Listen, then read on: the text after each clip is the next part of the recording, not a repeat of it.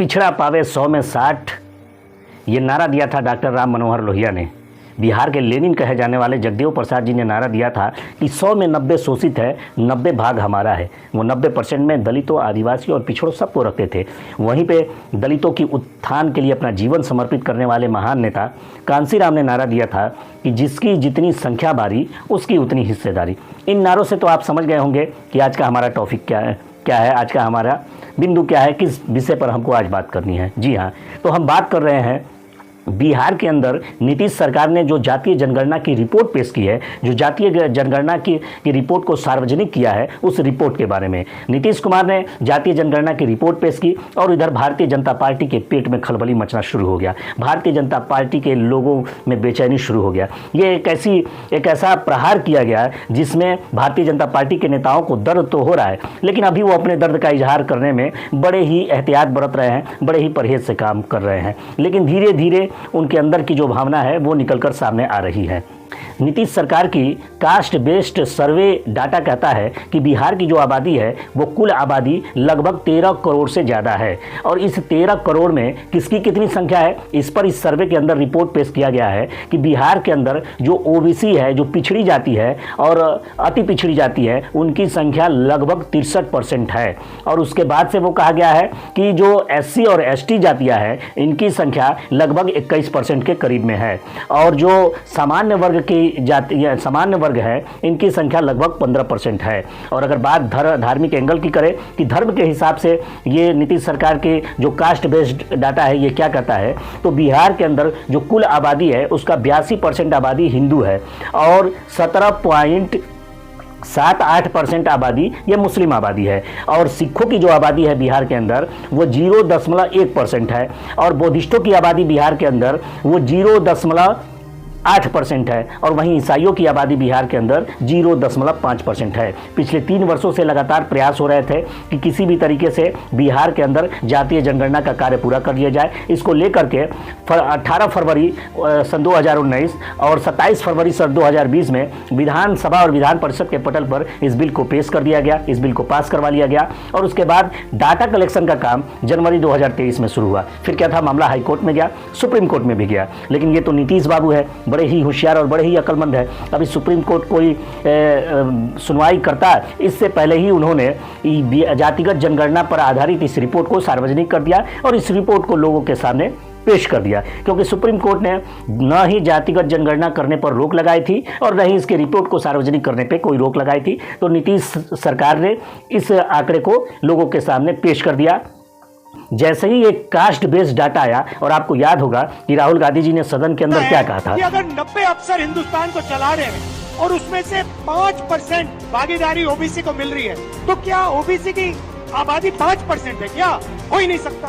तो अगर उनकी आबादी 5% नहीं है, अगर कि 90 सेक्रेटरीज हैं और 90 सेक्रेटरीज में मात्र 3 ओबीसी क्यों हैं, और वो 3 ओबीसी देश के कुल बजट के मात्र 5% हिस्सा पे उनका कंट्रोल है, बाकी 95% हिस्सा पर जो अपर कास्ट के सेक्रेटरीज हैं उनका कंट्रोल है, उन सचिवों का कंट्रोल है।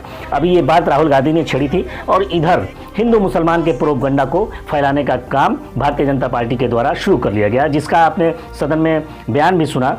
जो उनके दिल्ली के सांसद बिगुड़ी थे वो सब उसी का हिस्सा था। दूसरी बात यह है कि भारतीय जनता पार्टी अब खुलकर मैदान में उतरेगी और खुल के सांप्रदायिकता की जो पॉलिटिक्स करनी चाहिए, सांप्रदायिकता की जो राजनीति करनी चाहिए वो करेगी। इसलिए करेगी कि इनका इतिहास आप उठाकर देखेंगे कि जब मंडल कमीशन की सिफारिशों को लागू किया गया तो उस वक्त पूरे देश में हिंदुत्व का कार्ड खेलने के लिए विश्व हिंदू परिषद और भारतीय जनता पार्टी के द्वारा पूरे देश के अंदर माहौल बिगाड़ने के लिए, हिंदू मुसलमान की खाई को बढ़ाने के लिए अयोध्या आंदोलन को शुरू किया गया, राम मंदिर के आंदोलन को शुरू किया हुआ। परिणाम क्या हुआ ये आपने, हमने और सब ने देखा। इतिहास में इसी को मंडल वर्सेस कमंडल की राजनीति कहा गया है। तो मंडल के इतिहास को एक बार ज़रा हम जान लेते हैं कि आखिर मंडल कमीशन की सिफारिशें लागू होने से के वक्त क्या हुआ और कैसे हुई। जी हाँ, बात करते हैं फरवरी साल 1990 की बात है, जब हरियाणा के सीएम ओम प्रकाश चौटाला इलेक्शन लड़ रहे थे। हरियाणा के मेहम सीट से वो चुनाव लड़ रहे थे। उससे पहले उनके पिता देवीलाल चौटाला हरियाणा के मुख्यमंत्री थे, लेकिन सन 1989 में वो देश के उप प्रधानमंत्री बन जाने के बाद अपने बेटे ओम प्रकाश चौटाला को हरियाणा का सीएम बना दिए। सीएम बनने के बाद चूंकि नियम होता है कि 6 महीने के अंदर आपको किसी न किसी विधानसभा सीट से चुनाव जीतकर आना होता है, तो जहां से ये पहले विधायक थे, बाद में वो सांसद वहां से बने, तो उस विधानसभा सीट से उन्होंने अपने बेटे को वहां से चुनाव, ओम प्रकाश चौटाला को चुनाव लड़ाया। और वहां पर आरोप इनके ऊपर लगा कि इन्होंने बूथ कैप्चरिंग कराई, इन्होंने वहाँ मीडिया कर्मियों से मारपीट की घटनाएं सामने आई, और अगले दिन अखबारों के अंदर इस पूरे घटना को बुरी तरीके से छापा गया और पूरे देश ने इस घटना की निंदा की। और उस वक्त देश के प्रधानमंत्री थे बीपी सिंह, तो उन्हें ये उम्मीद थी कि बीपी सिंह हमारे बेटे का समर्थन करेंगे और हमारे बेटे के साथ खड़े होंगे, लेकिन बीपी सिंह ने ऐसा किया नहीं। और पूरे देश के अंदर एक तरह का इनके बेटे के खिलाफ, ओम प्रकाश चौटाला के खिलाफ एक बहुत ही नकारात्मक लोगों के अंदर बातें चल रही थी। बीपी सिंह ने उनको लेकर के कोई स्टेटमेंट नहीं दिया और उनको किसी तरह का समर्थन नहीं दिया, जिसके कारण इन दोनों नेताओं के बीच में खाई बढ़ती गई और दरार पड़ती गई और धीरे धीरे दूरियां बढ़ती गई।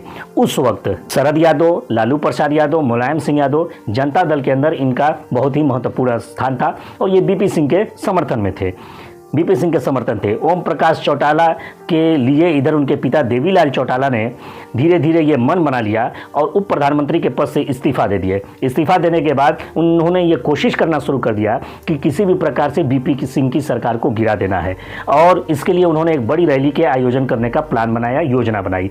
और इधर योजना बनाना था, अगर रैली करते तो यकीनन बीपी सिंह की सरकार गिर जाती, क्योंकि ज़्यादातर नेता वो ओम देवीलाल चौटाला के समर्थन में जाने वाले थे।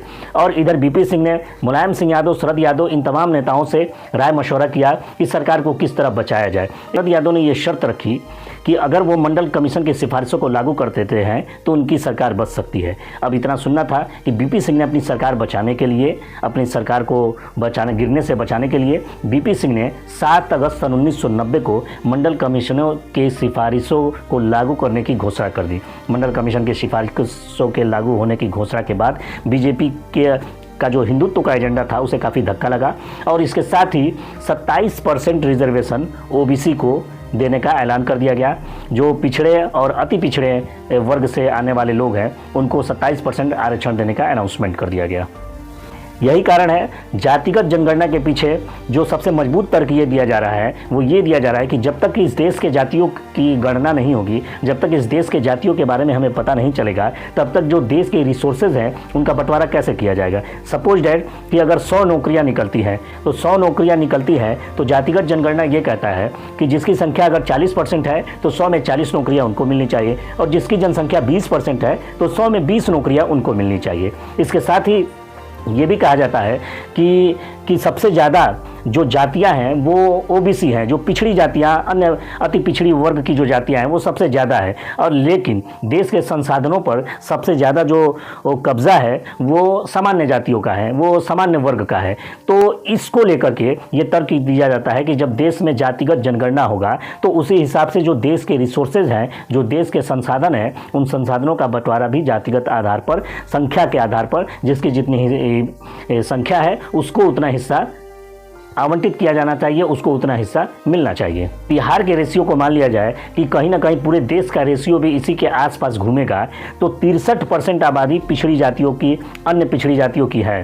तो इस पर 63% आबादी होने के बाद भी अगर राहुल गांधी जी के इस बात को माना जाए कि देश में 90 सेक्रेटरी जो पूरे देश को चला रहे हैं उसमें मात्र 3 ओबीसी है, तो ये इतना बड़ा डिफरेंस ओबीसी के साथ यहाँ पे देश की सरकारें कर रही हैं। और इसी को राहुल गांधी जी कह रहे हैं कि जातीय जनगणना सरकार को करना चाहिए और जिसकी जितनी संख्या है उस हिसाब से, उस आबादी के अनुपात से उनको उनका अधिकार मिलना चाहिए। दूसरी तरफ मोदी जी ने वही राग अलापना शुरू कर दिया। और जैसा कि मैंने कहा कि मंडल के मुकाबले में ये हर वक्त कमंडल की राजनीति करते हैं और कभी भी जब दलितों के, पिछड़ों के अधिकारों की बात की जाएगी तो ये सांप्रदायिक और कम्युनल बात करेंगे। ठीक इसका उदाहरण मोदी जी ने राजस्थान की रैली में जाकर मुस्लिमों पर एक देश के प्रधानमंत्री होते हुए भी सीधे वार किया और उस घटना का जिक्र किया जिस घटना में उनके भारतीय जनता पार्टी के अल्पसंख्यक विंग का व्यक्ति ही शामिल था, और उसका जिक्र करते हुए वो सीधे टारगेट करते हैं और लोगों की भावनाओं को भड़काने का प्रयास करते हैं। वो साउथ इंडिया में पहुंचते हैं तो साउथ इंडिया में पहुंचने के बाद भी वो सीधे मनमोहन सिंह को लेकर और मुसलमानों को लेकर झूठ बोलते हुए नजर आए।